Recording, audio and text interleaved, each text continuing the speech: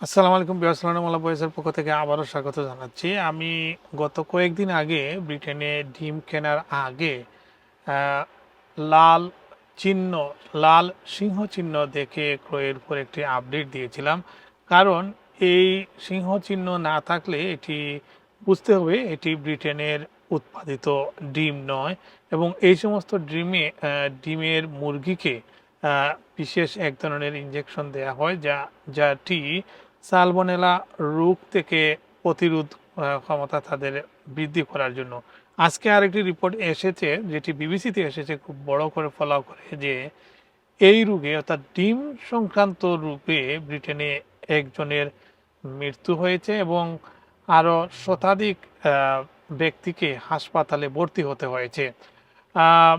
এই নিউজে বলা হয়েছে যুক্তরাজ্যের আমদানি করা ডিম দিয়ে তৈরি খাবার খাওয়ার সঙ্গে সালমোনেলা সংক্রান্ত একটি বড় প্রাদুর্ভাবের যুগসূত্র থাকতে পারে বলে জানিয়েছে স্বাস্থ্য বিশেষজ্ঞরা। গত এক বছরে এই ঘটনায় 260 জন আক্রান্ত হয়েছেন এবং একজনের মৃত্যু হয়েছে। যুক্তরাজ্যের হেলথ সিকিউরিটি এজেন্সি ইউকেএইচএসএ এ ঘটনার তদন্ত শুরু করেছে। আক্রান্তদের মধ্যে এক তৃতীয়াংশেরও বেশি মানুষকে হাসপাতালে চিকিৎসা নিতে হয়েছে। 2 জনের শারীরিক গুরুতর রক্তের সংক্রমণও দেখা দিয়েছে। যারা আক্রান্ত হয়েছেন তাদের মধ্যে শিশু থেকে শুরু করে 90 বছর বয়সী ব্যক্তিও রয়েছেন। বেশিরভাগ মানুষ অবশ্য চিকিৎসা ছাড়াই সুস্থ হয়ে ওঠেন। এর মধ্যে লন্ডনে আক্রান্ত হয়েছেন 47 জন। 260 জনের ঘটনার মধ্যে 199 জনই হচ্ছেন ইংল্যান্ডের। এর মধ্যে 47 জন হচ্ছেন ইংল্যান্ডের। ইয়র্কশায়ার অ্যান্ড হাম্বারের হচ্ছে 38 জন আক্রান্ত হয়েছেন। স্কটল্যান্ডে 6 জন এবং ওয়েলসে 1 জন, নর্দার্ন আয়ারল্যান্ডে 1 জন আক্রান্ত হয়েছেন। আর এই রোগের উপসর্গ হচ্ছে পেটে ব্যথা, মুচড়ে যাওয়ার মতো অনুভূতি, ডায়রিয়া, বমি, জ্বর। সাধারণত সংক্রমণের 12 থেকে 72 ঘন্টার মধ্যে এসব উপসর্গ দেখা দিতে পারে। অসুস্থ বোধ করলে প্রথমে জিপি বা জরুরি সেবায় ফোন করতে বলা হয়েছে। আর যারা আক্রান্ত হয়েছেন তাদের বেশিরভাগই বাইরের খাবার খেয়ে, অর্থাৎ বাইরে ডিম জাতীয় খাবার খেয়ে তারা আক্রান্ত হয়েছিলেন বলে রিপোর্টে উঠে এসেছে।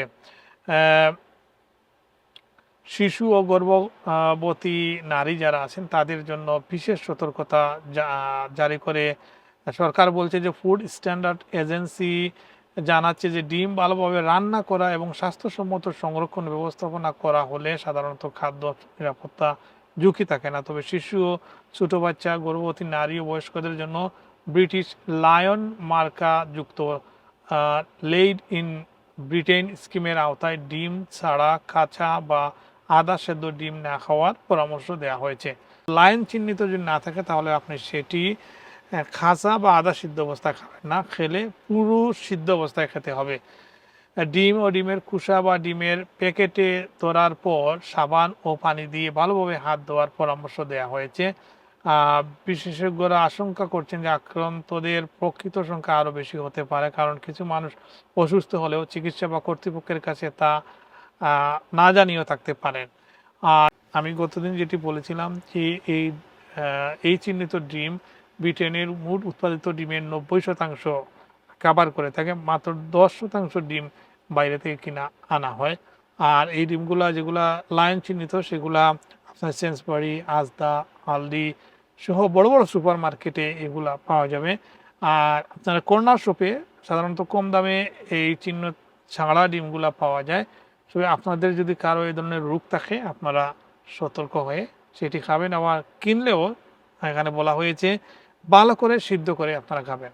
ধন্যবাদ সবাইকে।